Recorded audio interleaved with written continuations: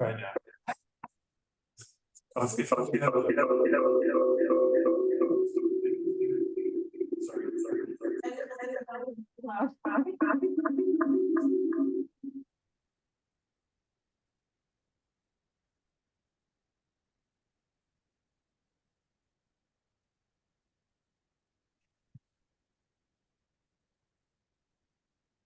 Sent to you guys before. Okay, try it now.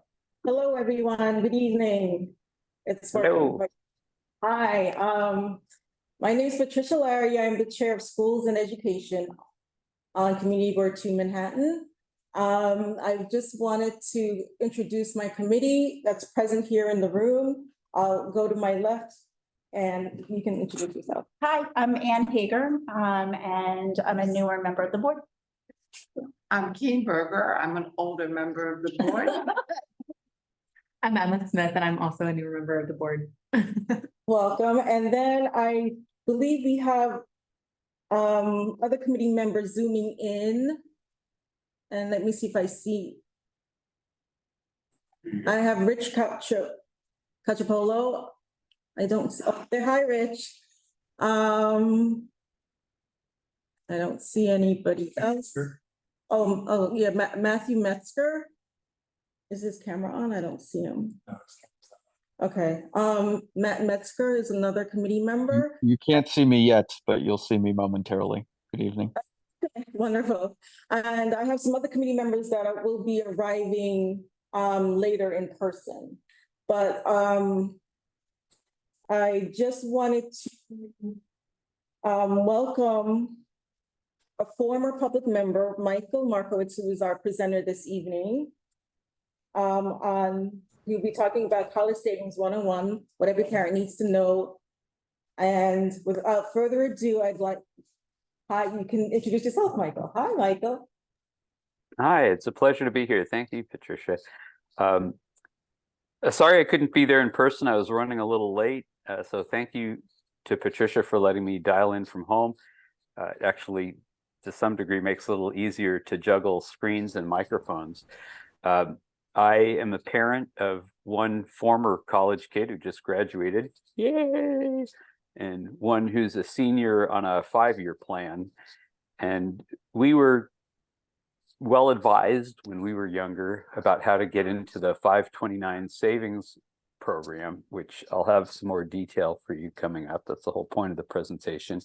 But I just wanted to say, I so appreciate Patricia letting me present this to you, because I've found over the years of just talking to parents, how many of them either don't know anything about it, so this is introductory, or they're on board with it, but they don't realize how many other more subtle benefits there are.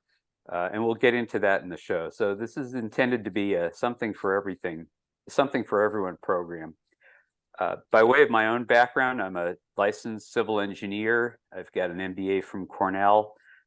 My day job is managing big public infrastructure projects, but my real love has always been education, whether it's serving on the Community Education Council, helping get 75 Morton started, or as Patricia noted earlier, serving as a public member on her committee, more or less from when I got off of the CEC in 2012 until quite recently. So it's a pleasure to be here tonight. And without further ado, let me just say there's such a small crowd. I'll leave it to Patricia whether to save questions for the end or interrupt on the fly. I'm comfortable either way. Let me get the screen sharing going. Does he have access to? Okay. I guess they can interrupt. Okay.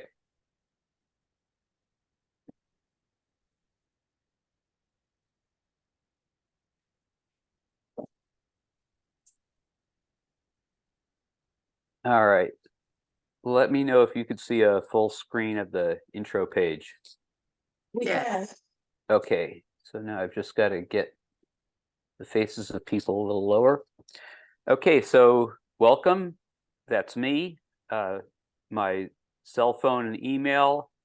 A little disclaimer, this is my stuff, not selling anything tonight, and none of this has gone through the community board ahead of time. This PowerPoint will be available to all of you afterward. And the only other thing I could think of is Patricia, if per the email I sent you just a couple minutes ago, with this as both a PowerPoint and a PDF, feel free to put that into the chat. I actually don't know how to do that, or I would, but Okay, all right. yeah, I'll go work ahead on if you that. want to stick it in there.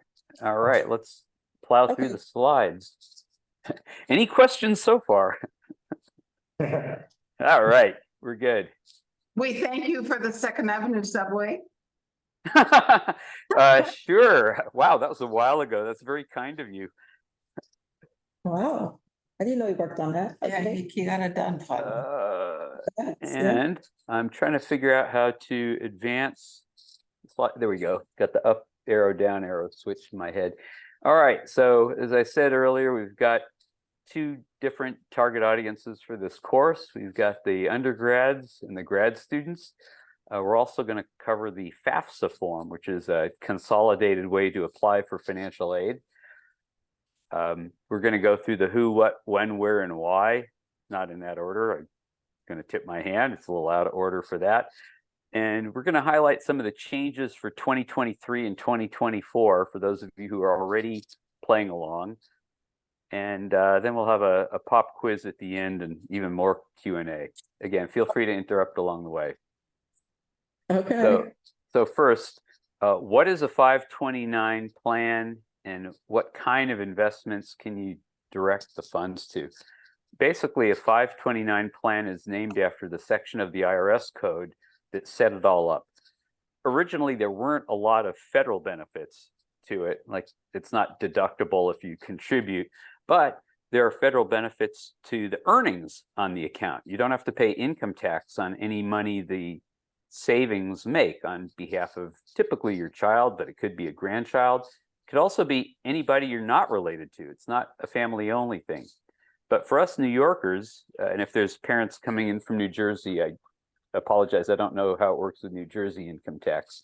But in New York, you can deduct up to $10,000 per couple from your state income tax. So, you know, if your state income tax bracket plus your city income tax bracket is up around 12%, give or take, if you kick in $10,000, it's like the state gives you $1,200 off of your state income tax at the end of the year. Just nothing to sneeze at. So a little bit of a history.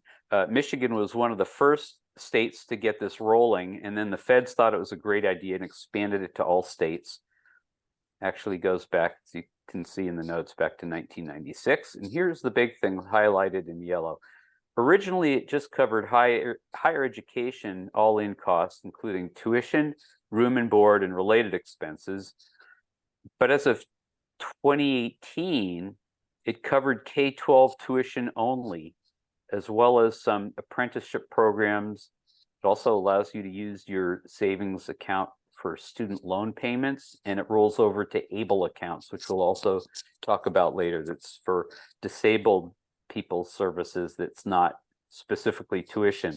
One thing about the K-12 tuition that I didn't look up in time for the show is whether it could be used for private school tuition in parochial schools, but I think it can, because it's not considered church and state and federal government money. It's your money. So for any of you who have maybe some kids in public school, some in private, or all in private, this would cover tuition, but not room and board and related expenses. So in the extreme example, just to color it out here, if your college kid goes out of town, it covers the dorm. If you have elementary or higher middle school age kid who goes to a boarding school, only that tuition would get covered. So the full room and board and related is only for college and up. The plans are state specific, but it varies by state, whether you have to be a resident of that state or whether you're just going to school in that state. And it's even too much for me and my engineering head to wrap my head around. But I know, for example, if you went to school in Michigan, or you know your kid was going to go to the University of Michigan, if you invested in that state's 529 plan, you'd get a break on tuition.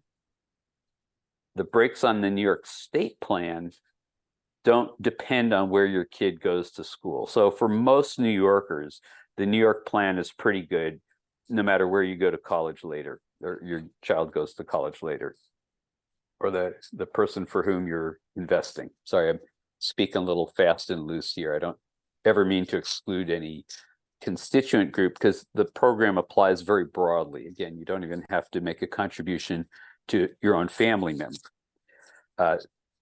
In general, the funds could be invested into anything like a Fidelity account or similar would let you invest in, whether it's a mutual fund, an index fund, or individual stocks.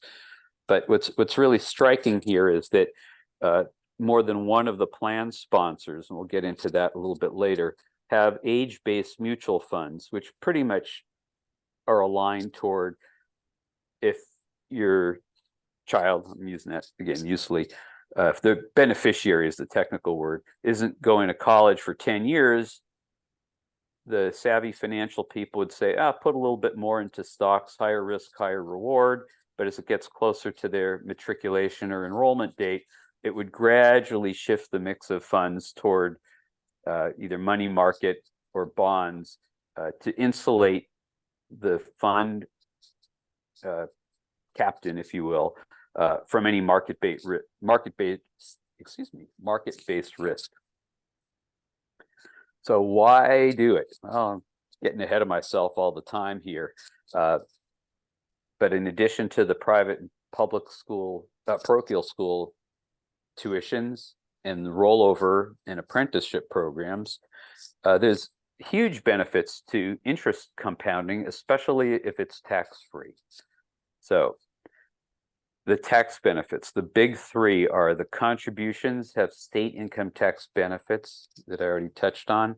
The growth is tax-free, both from state income tax as well as federal income tax. And when the recipient pulls the money out, it might feel like income to them, especially if it's for room and board, but it doesn't count as income. So they don't pay taxes on it when they pull the money out. That's a great triple header there. We'll get into a little bit more of this later, and totally not my expertise or my intent with the presentation. There are huge, huge benefits for people who, or parents or grandparents who are looking at estate planning and how to get around gift taxes. I have friends who are better advisors than that. I'm not the pro at that. It's not the focus of tonight's show, but those benefits are really significant. So why? Compounding and tax benefits let you compound the benefits is my quip on that. Who? Basically, it's oriented toward a parent or guardian who's the participant who sets up the account. But a successor participant could be designated. Let's say I was worried about getting hit by a bus. I could also set up my spouse or one of my parents to run the account should something happen to me.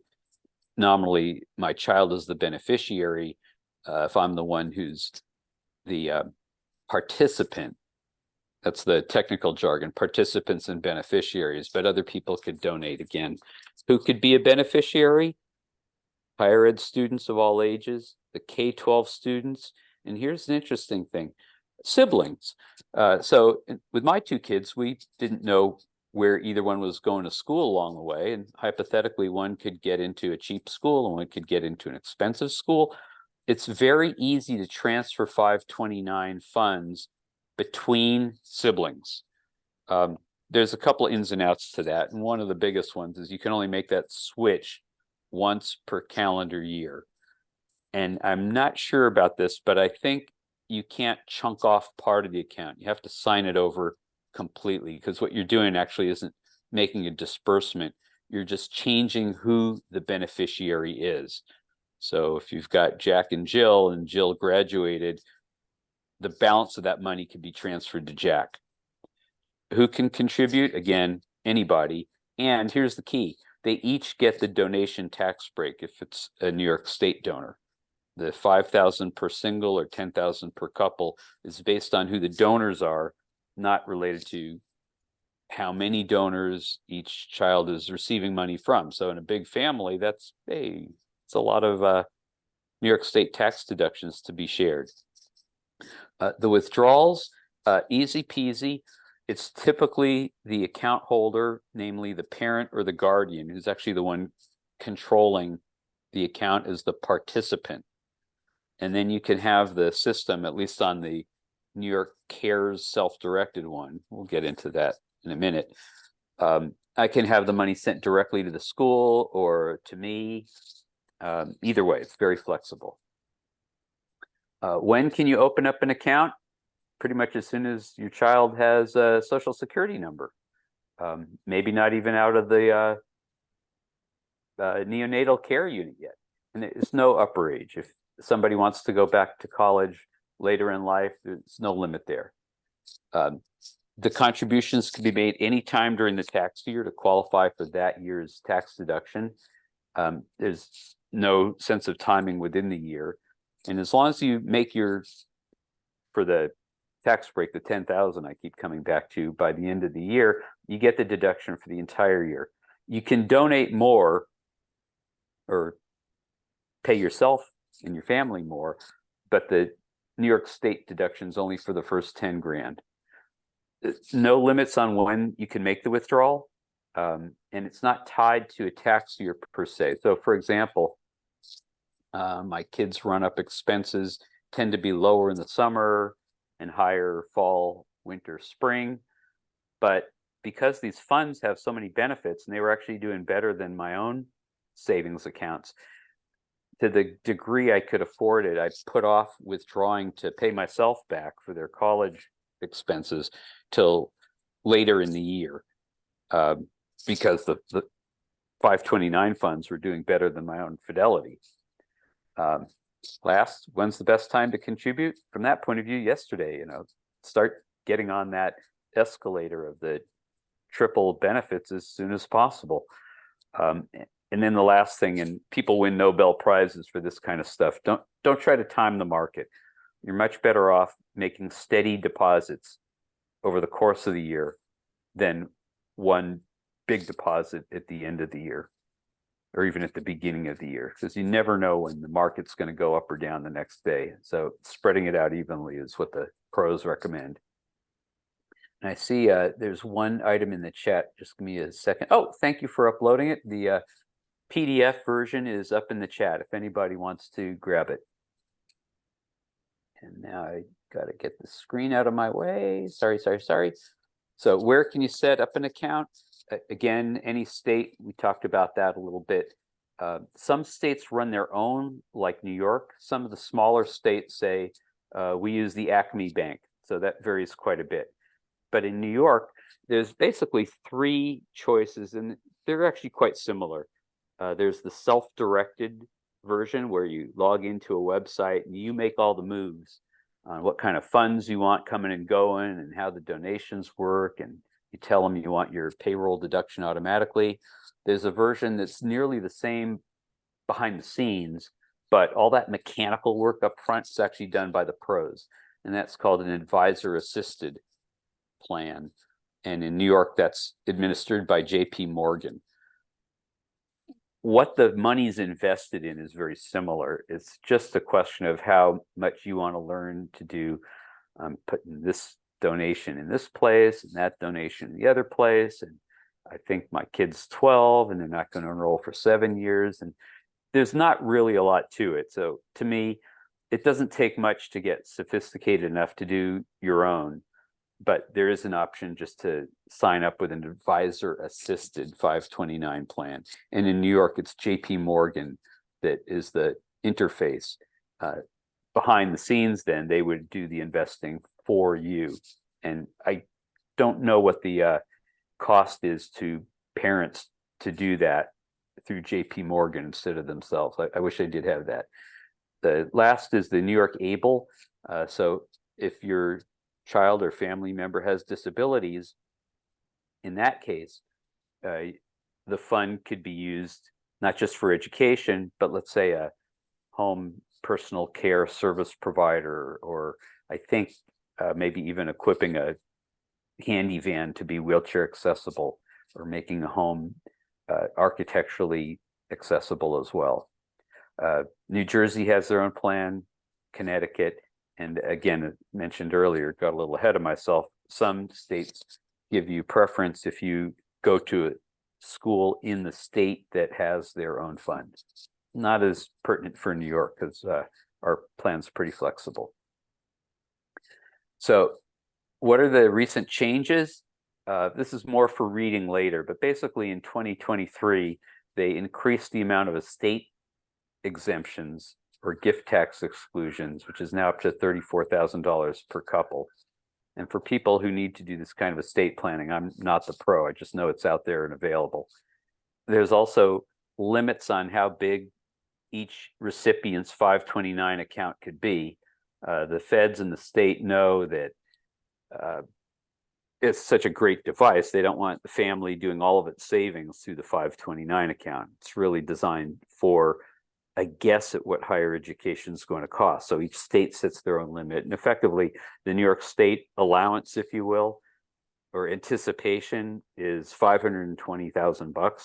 In my own case, not that we could save anywhere close to that, but it's nice to know that the states anticipate that higher education is expensive, and that number does index up over time. Last, I put in the link. So if you download the PDF, I think, yeah, I'm looking at it on my screen. The PDF is still a hot link, even, is a hyperlink even in the PDF.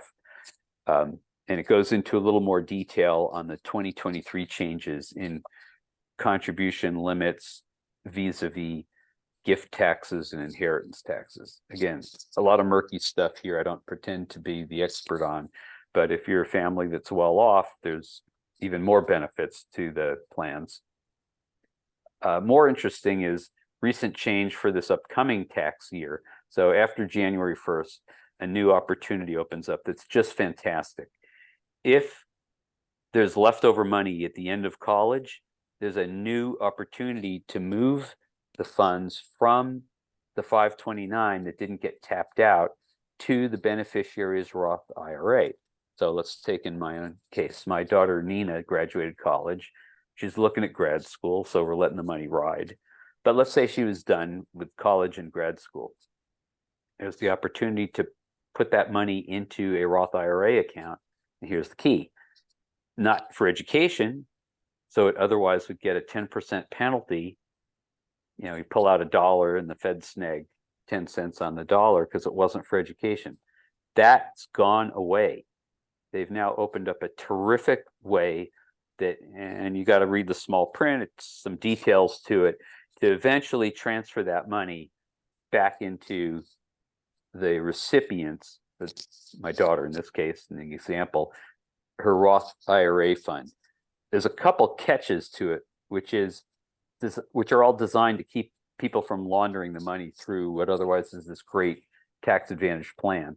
The plan itself must have been open, even if it had 29 cents in it, for 15 years before you could start this transfer. Sounds like a lot, but if a child graduates at age 21 and you open it up 6, it's pretty much designed to help out people who saved a long time without knowing how much or little their child was going to need for college, and they got scholarships or into a state school and they've got leftovers. The beneficiary of the 529 plan, again, has to be the owner of the Roth IRA. This isn't a way to launder the money back to the parents. It's still for the child. But it gets them started on retirement savings and thinking about that. Again, about not doing the laundering, the 529 plan contributions within the last 5 years aren't eligible for a tax-free transfer. In other words, again, take my daughter as an example, she got into an affordable school and I realized, oh, we're going to have money left over. That's not an opportunity for me to then stuff the piggy bank to get the 529 tax breaks more than I anticipate she'll need for college, just so I could transfer them later to the Roth. So this is a great opportunity, but you know, they thought out how to catch the wise guys like me to keep us on the straight and narrow. There's also a maximum lifetime 529 to Roth transfer of $35,000. So for example, even if you play along with all the other 4 prior bullet points. If there's 36 grand left over, 35 grand transfers without the penalty, but that 36th grand, it would eat the 10% penalty on the way to getting transferred to a Roth. And there's still the Roth IRA limits, which for 2023, sorry, I don't have it looking ahead for 2024. It was $6,500 for typically a beneficiary is just out of college and under 50. That also indexes per year, and the law just refers to the Roth IRA limits without guessing ahead what they're going to be. So I know that's quite a mouthful. Easier to read this back slowly later. In my daughter's case, we're going to be taking advantage of this because we do, as many families will, we're going to have a little bit left over. This is a very fine print from my partner who helped me with this presentation previously, who works for Merrill Lynch.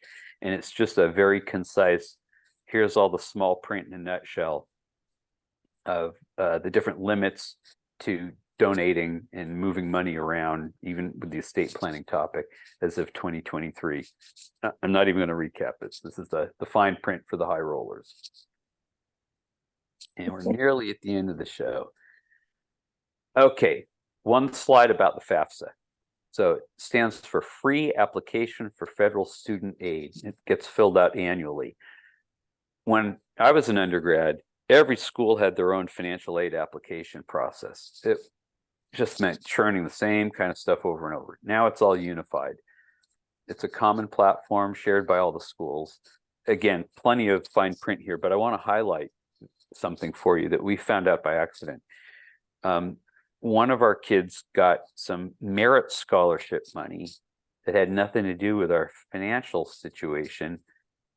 But if we hadn't turned in this FAFSA form, the school's financial gears wouldn't have known about him, because at his particular school, at Drexel in Philly, they didn't go by college registration. They went through the FAFSA form and said effectively, Markowitzes don't need money, but man, this kid deserves a little bit of help to get into this kind of funky program he's in. So the FAFSA had an accidental, incidental, real windfall benefit for us. So I encourage all families to fill this out. Without getting into it tonight, it's relatively sophisticated at dealing with families that might be recombined families, whether it's divorced or step or whatnot. It does not look at real estate holdings or IRA or retirement funds. It's focused on annual income and what percentage of that the feds and the different schools think is a fair percentage of family income for the families to spend on their kids' college education. Last thing at the bottom here, for parents of high school seniors and continuing college students, there's an annual deadline process that I won't belabor here, but it's a little counterintuitive. Basically, as long as you file the FAFSA form sometime during an academic year, it covers from the beginning of that academic year. Kind of confusing. If you've got older kids, take your time or shoot me an email later or talk to your college counselor. Another way to say it in plain language is, we're near the end of the 2023-2024 school year. It's okay, fill out the form anyway. And there's some connection that I don't really understand between filling it out for 1 year and trying to apply in the following year. It's kind of a muddle. Really best to talk to a pro. But the real point of this is, if you've got a high school senior, you're thinking, oh, I don't need financial aid this year, fill it out anyway. Bottom line. Last, we're nearly out of here. Here's a couple links to New York Saves and the federal aid FAFSA people. A good overview article on the ins and outs of 529 plans. And my contact information again.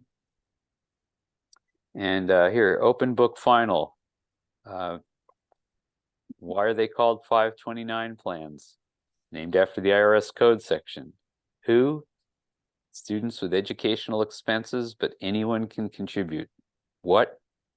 Tax advantage savings for higher ed, K-12 private schools, student loans, and able. Let me talk a little bit about student loans. In my daughter's case, she might have graduated and we have got a couple of bucks left over. But if students, let's say she'd gone to a more expensive private school, yeah, I'm paying room and board along the way, but she took out 10,000, 20,000, 30,000 in student loans to make up the difference. You can use your 529 to pay for that. And that's terrific, especially because so many students are really heavily burdened by student loans. Let's say they're then looking to rent an apartment, buy a car, buy a house. Effectively, if they have money left in their 529 account, they don't have to budget out of their income in a tight economy to pay for their student loans if they have money left in the 529. That's terrific. When to invest? Again, the earlier the better because of all the rides. Where? Home state versus school state, especially if you're thinking about a school in a state that gives you a break for investing in their plan.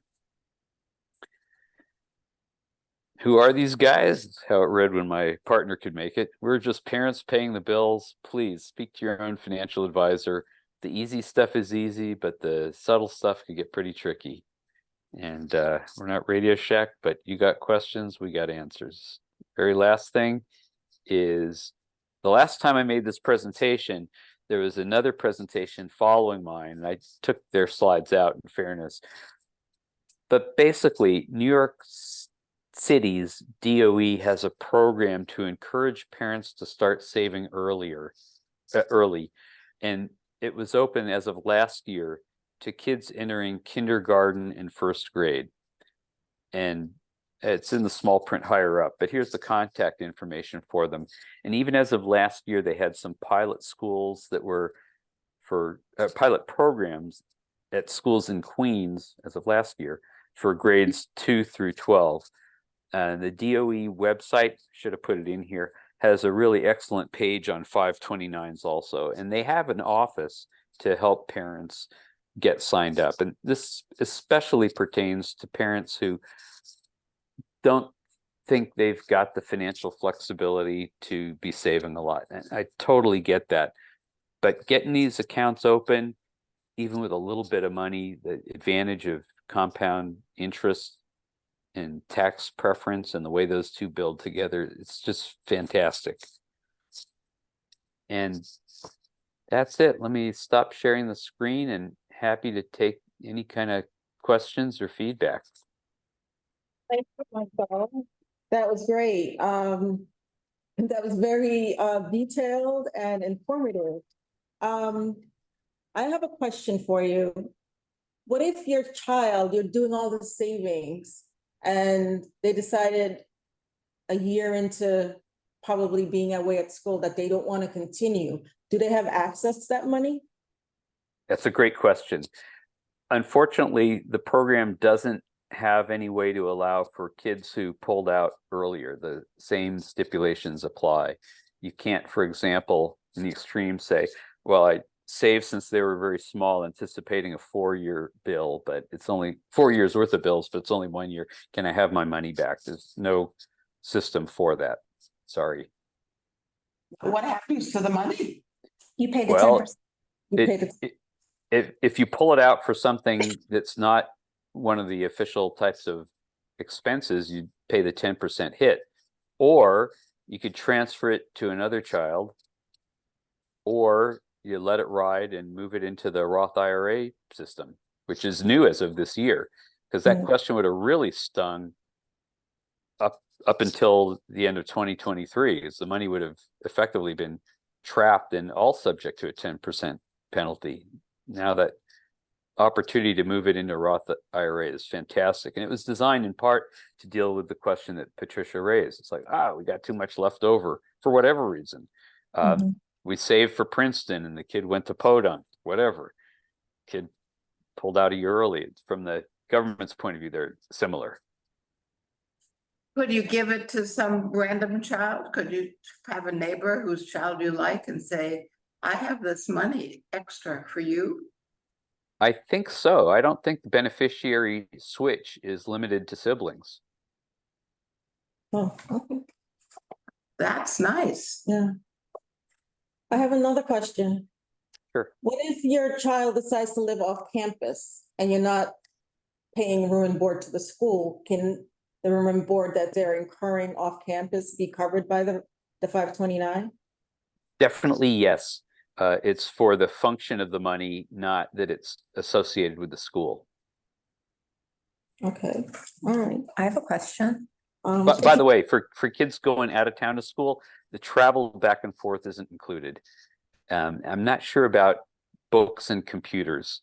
I think if it's required by the class, yes. If you just decided, well, they need to be on a MacBook Pro, I'm not sure. Hi, Mar Fitzgerald, committee member.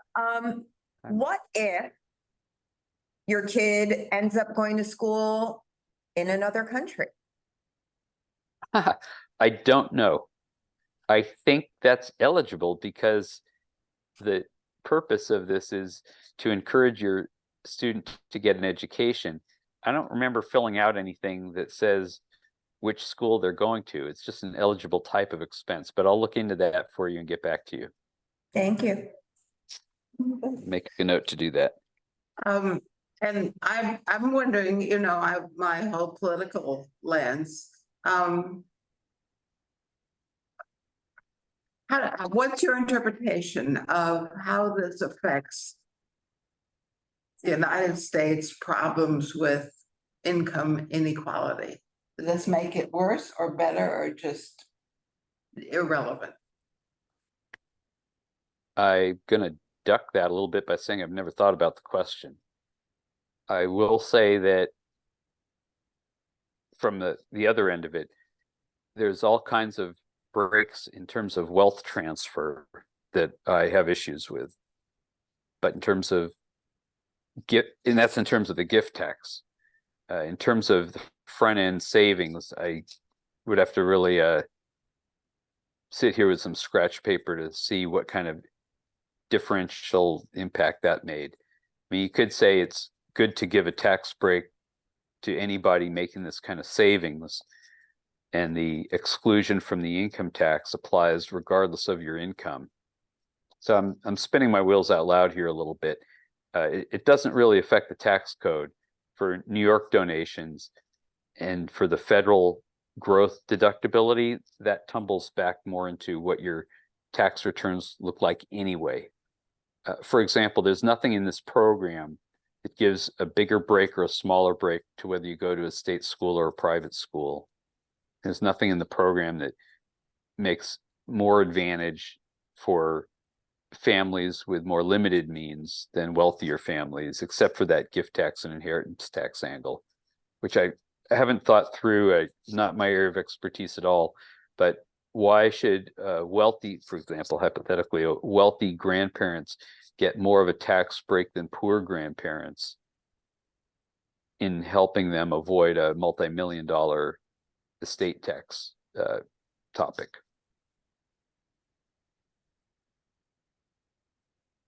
I think that's a great question. I just never thought about it. Right. Right. I just need clarification on what you said about, you said there's a maximum of 35,000 that you can contribute to the Roth IRA. Yes. Could you explain that a little bit more? I'm not Sure. Sure. So let's say your child graduates college, doesn't have any student loans to save for, and there's $36,000 left over in the kitty. You've got a couple choices: transfer it to another child, or whatever the whole balance is, by changing the name of the beneficiary, or transfer up to 35,000 over time to a Roth IRA, because the Roth IRAs have their own annual contribution limits. But after that 35,000, I guess another way to say it is it would just look like a non-education withdrawal. So you'd pay a 10% penalty on whatever you pulled out. I'm trying to understand. So what if there's like 60,000 left over? You're saying within 1 year, your max you can contribute is 35? No, the 35 is overall. The annual limit is whatever the Roth IRA rules are in that Oh. future So year. you'll So right take the now it's 10%. 6,500. But you could just find another kid. You could just find another That's kid to right. give it. Yeah. Or have them go on to grad school and pay. Give them 20. Yeah. Oh, okay. Can you use it for yourself? Your own. Yes, Can you- well, if you then name yourself as the beneficiary, if you were going to grad school or something. That's true. You go to school. Oh, Go back. all right. Yeah, get another degree. Always use it for education. Okay. Right. We have some attendees present. I see Maria, welcome. This is a new format for the community board. Everybody, they can see each other if your camera's on. There's a Louise, Jeffrey. If there's anyone present that has a question for Michael, please raise your hand now and ask that question. I don't see Anybody raise his hand? no, I don't see anyone. So I guess you were pretty thorough, Michael. No questions? I think I was talking too fast. Okay, well, the PDF version is in the chat that you can take with you. And if there are any other questions, Again, my partner in crime, who's the real financial whiz, couldn't make it tonight. So feel free to use the contact information that's in the PDF to call me, text me, or send me an email. Because if it's a more sophisticated question, I'll just reach out. And that's Robert Boykoff, who's one of my neighbors and another public school dad. And he's a financial advisor professionally. I'm just a broke dad. You know, I got to say that, you know, one other option, if there's money left over, and depending on the age of the parents or donors, it's like, this conversation wouldn't play well in my house, but it's like, honey, you know, we got enough money, we could afford another kid. there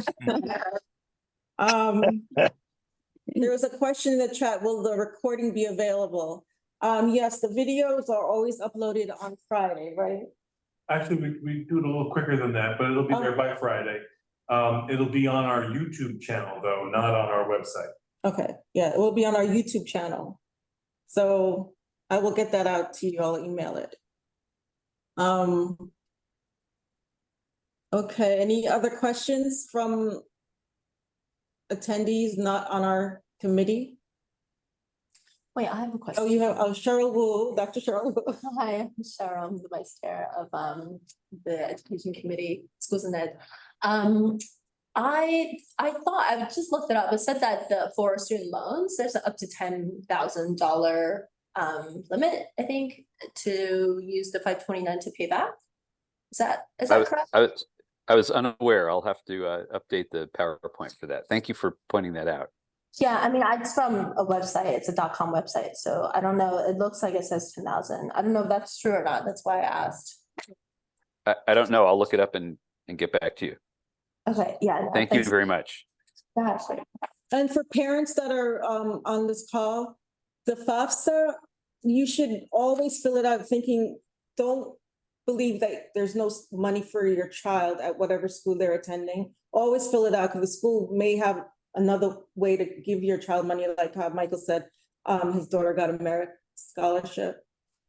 There's money out there. So In fact, that's a whole nother topic that I don't know very well, didn't intend to get into tonight, but there are all kinds of scholarship funds out there and groups. A coworker of mine, when my daughter started college, was part of an organization that was looking to give scholarships, just grants effectively, to young women going into STEM fields. Just didn't know about that ahead of time. And there are resources out there, whether it's like high school, college advisors, because it's roughly junior year, senior year in high school when you need to scout that stuff out to go on the exploration of what all the different kinds of potential scholarship help is out there, whether it's merit-based or needs-based. Thank you, Michael. My pleasure. You did a great job, and I don't see any other questions in the chat or live. And everyone has your contact that you've provided if they should come up with one after. Yeah, So in fact, thank- I'm going to type it right into the chat so people can hyperlink clicky-poo it right here. Okay, thank you. Did you ask folks to put their names in the chat? Yeah, with this new format, could you, for attendance purposes, could you put your name in the chat for me so I can take attendance for my meeting notes? If you Both, wouldn't. both members of the public and committee members online.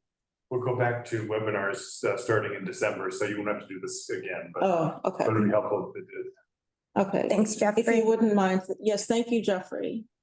Thank you, Louise, on hold. Okay, Thanks, Jasmine. so, there no other question, but, our committee member, I believe, Keenberger has a new business, something she would like to address with our committee. So, thank you, Michael. If you could stay around for this topic, there's a new business topic if you want to contribute to that as well, as a former public member. Okay, thank you kindly. Thank you. Well, yes, although I think my concern is that we use this as a teachable moment to teach all our children and also our teachers and our principals that they should encourage students that we believe in free speech. People should be able to say what they say, as long as there's no threat of violence, and then listen to each other and talk to each other. So this comes up because my daughter is talking about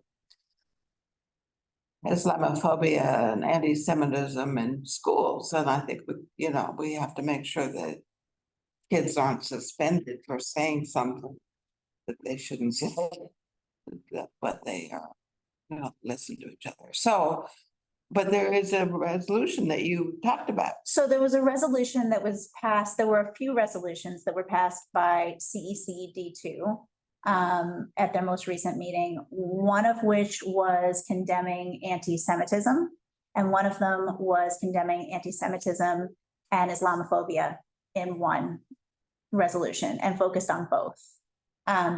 My suggestion would be that maybe we write if we wanted to do something around this, that we write a resolution in support of their resolution 235, which is in opposition to anti-Semitism and Islamophobia.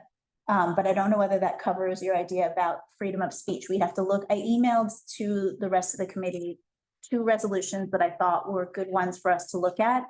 I responded, it was at the beginning of the meeting, to Patricia's email. I don't know whether you want to pull those up. We could look at them. Let me see. Are we in business session? No, this is new business. This is a topic that King wanted to talk about, so it's new business. So what number was it? So they're 235 and 234. Let me look at the email. Did you get the email? I went to the website. Is it that one? Yes, so that 234 is the one that is the one I was talking. Yes, yes. So are we doing this? Maybe this is the topic for next month? Well, the next month, so it had come up at our last meeting that there were concerns, or was it 2 meetings ago, that there were concerns about how the needs of schools with large numbers of asylum-seeking families and families in temporary housing, like more, we know those numbers. We don't know how many are asylum-seeking families, but how we were addressing those needs and the needs of the schools. So that was originally what we were going to discuss. And Keen brought this up as something that was a very timely issue because it's something that's happening, based on what's happening in Israel and, Gaza. So, I don't know whether we want to address it now or whether. Well, I mean, I really am concerned that we encourage our students to understand that they need to listen to each other, respect each other. And this is a teachable moment. I mean, this is exactly the kind of time you say to your student, you know, let's understand each other. Thinking. So I don't want to just let it go. Now, obviously, punishing students for saying something is the wrong thing to do. But I think we ought to just make a little statement. Well, hold on, like, are any of your kids, like, anybody in school talking about what's going on in the Middle East? Because my son, he said that no one's talking about it, like, the My teachers kids' aren't talking about it, so I don't know. For the kids, maybe we need to talk about support teachers first, because the teachers aren't talking about it. Well, I think we know teachers are talking about it. And I don't know that I want teachers talking to my child about it. It's maybe something that I want discussed at home. I don't know. but don't you think that kids ought to understand about respect for people from other groups?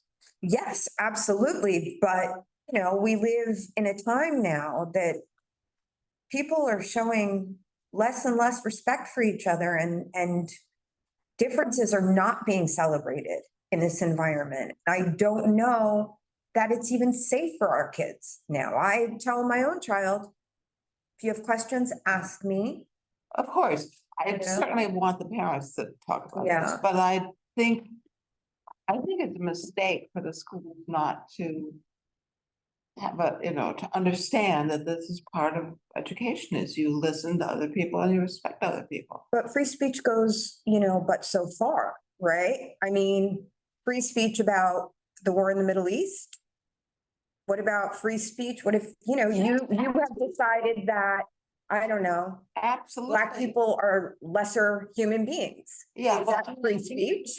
people ought to be It's able a to slur. I mean, personally, Yeah. I believe that people ought to be able to express their thoughts, and other people ought to be able to hear their thoughts without it getting to fighting.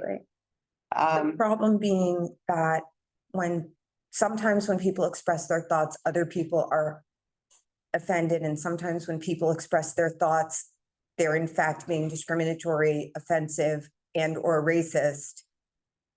And where do you go with that? I mean, My political, ethical understanding of where you go with it is you can't say that. You say, you unpack it and work on it, and you change people's, if somebody is saying something racist, you say, do you realize how that is impacting the people around you? I mean, you work, you don't just say, you can't say that.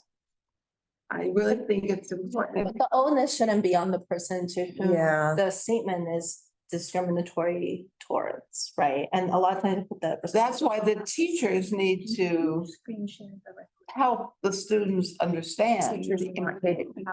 What? Schools are not, Um, some schools are not willing. Certainly, most schools are not capable. And, you know, during COVID and after the George Floyd protests, we had. Yes, I understand, Mom, but I think the way you work it through is you help people get to where I want them to be. And They're not gonna get there. understand. They're not gonna get there. I know it's difficult. All right, we have another committee member, Matt Metzger, who has his hand raised, would like to chime in. And, all right, go ahead, Matthew. I love this committee, and I think this conversation is so worthwhile, but I think it has to be a calendared discussion. It's too weighty and frankly far too hot a topic where emotions are very raw on every side, that I think this has to be a calendared meeting where people have an opportunity to come. I would imagine that it would be well attended. Okay, But in support of the conversation. thank you for that. Yeah, because we usually bring in speakers so we can hear both sides. And Just listen to Mara and me. Yeah. Well, So part of the reason that I suggested looking at the resolution that was written by CECD2 is that this is a conversation that was had, and it actually didn't go in the direction of just free speech. It really did talk about respecting the dignity of all students, and I think that's actually in the title of the resolution. I think it makes it less, maybe less of an argument. Our CECD2, which tends to be very polarized, managed to come together on this particular resolution because I feel like it does address it that I think most people can get on board with. And I don't know whether we want to look at it. I just read it. It looks fine to me. I would Should I share it? switch anti-Semitism, Islamophobia in one place, so nobody is first both times, just for balance. Totally. And then I would maybe want to make it our own a little bit, rather than support a CEC resolution. Just take what we need, leave what we don't, and contribute what we can. That sounds good to me. I mean, yeah. I don't, I have my I own, have it. I have the Issues. resolution. but shared currently on the Mara, screen. I would be supportive. And I don't think we should punt. I think that is cowardly. To wait a month.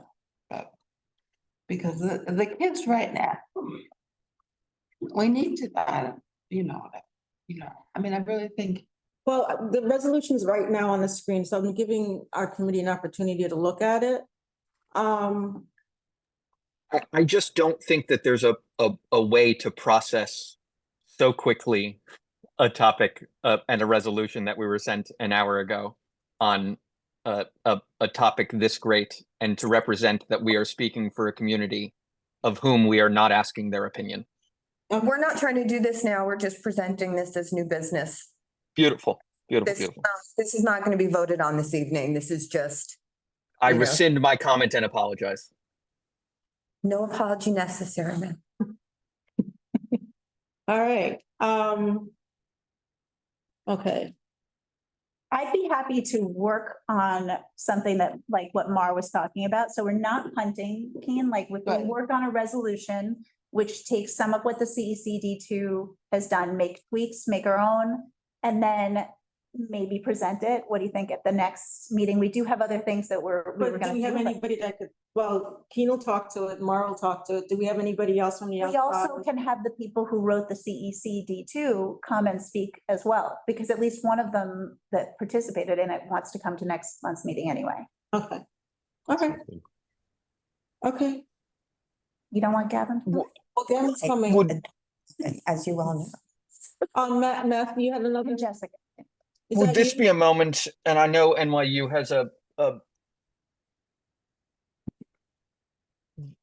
very good, not, I'm blanking on the entity or organization that the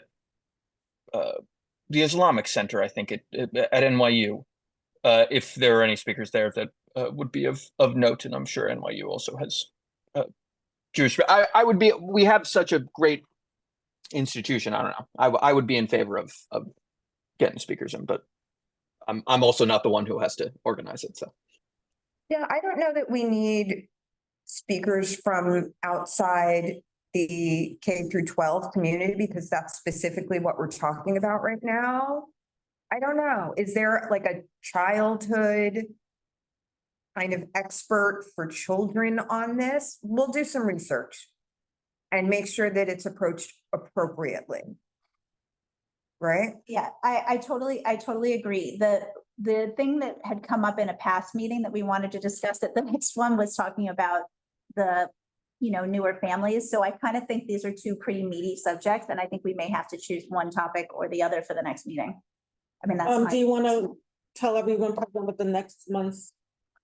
so will be about? we were going to have some speakers come and talk about sort of what's going on with the students that are living in temporary and families living in temporary housing, and the kinds of supports that they are and are not getting, both in terms of housing, but also insecurity in terms of shifting from school to school. We were going to have some speakers that were going to come and talk about that. We can. That's Monday, December I feel 11th. like there's a a little more urgency? I mean, how much of an impact are we making in the school buildings on this? As I do know for a fact that the schools don't have the capacity to broach this subject at all. And the asylum seeking families and students have an urgent need. I mean, they're being put out of their homes every 60 days. Shuttled from school to school as well, and the We need schools are being impacted. I mean, everybody's really, these poor students, their educational outcomes are gonna be a disaster. I feel like we kind of can maybe do something about that, can actually maybe do something about that. So my vote, if there were a vote, would be to, support the issue with the asylum seeking students and families. As I feel like we can make an impact and it's urgent. That's next month's meeting with a resolution. In a couple of weeks. Yeah. It's December. Do we know when the decision's coming down, or is there a decision? On the 60-day housing? Yeah, I mean, the decision was made that it's 60-day housing, and so at this point, we're pushing back on it. all right, well, then we need to do that as soon as we can, I think. Thoughts, anyone? Absolutely. Why not right now? That's what I think. You mean with the reso, but we have speakers that are coming next month. Well, we can start working on it. It's So that we can It's properly advocate. December. And the thing is that I can work between now and then, I can work on a resolution that would be something that everybody can look at and we can discuss and then. In advance of the meeting. Which is. Even if the resolution, So I would like you to do that. I mean, I just, Yes. I mean, an injustice is happening right now. We ought to do something, but okay. Well, there are so many injustices. but it doesn't have to end with a resolution. We get all our ducks in a row. We make a really meaty resolution, and then we do what we do, which is we follow up with the decision makers and we make sure that things happen. Mhm. We take that resolution with us and we say, here's what we want to see. What are you doing about it? Keen, Yes. I have seen you do that 10 trillion times. For good. Yes. Okay. And that is the area that we're gonna probably we're in a way that we can't probably in terms of sort of freedom of speech and Islamophobia and anti-Semitism. That's not necessarily something that these people that we have an influence with Yeah, are gonna be able to. they're as divided as everybody else about it, as we know. I know, but the idea, and then that's why I want to go to the bottom line of this. The bottom line to me seems to be we need listen to each other and respect each other and not take sides. Yeah. And how do you get there? You get there, you start by listening to each other. I mean, the first line here says we'll come together to honor each other's dignity, to better appreciate each other's humanity. That applies. That's the thing. This is the thing that I wanted. I think it's the easy way for us to support something that I think is well written and well thought through. It's a way for us to voice our solidarity with that without it. But even this applies to students and shelters. It does. It does. It absolutely can. Respect who they are as human. Right. Kids So we shouldn't have shouldn't to be really, 6 all right, we'll look at that reso and draft something similar and pass it around before our next meeting. Would that be good, Keith? We're gonna have to do both in the next meeting then. Yeah, It's gonna be a long that's what, 2 meeting. weeks away? Maybe not. It's December 11th, Well, right? I mean, the CEC covered these two topics in their last meeting and they got through it. I mean, and it wasn't a 6-hour meeting, so maybe. No, it's December 11th, Monday. So that's 2 weeks away, right? Yep, 2 weeks away. That's for this committee or for the full? this committee. It's committee, When does it go to the full board? December 19th. December 19th. The school board. Yeah, So that gives us a week in between the meeting to work out any kinks and resolutions. I would like to get to that we can look at ahead of time before the next meeting though. okay, all right. But if we do, we're gonna be piggybacking a bunch on the CEC because I think it's. At least one of them is I actually thought both of them were very well written. But we'll pass it around to our committee in Of advance. course, so they of can course. And we should read edit ahead it of time. Okay, and add our Um, tweaks. time check, it's 7. 36. I wanted to thank Michael Markowitz again for his presentation on 529s and FAFSA. Thank you. And without any questions, I see no questions. I'm going to ask that we adjourn our meeting.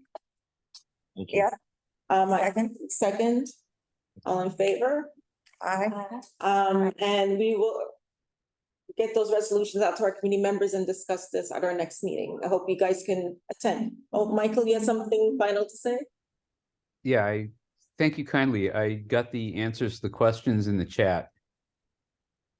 Okay. Oh, that was fast. Okay. Thank you. Google is our friend. So much. Thank you, Michael.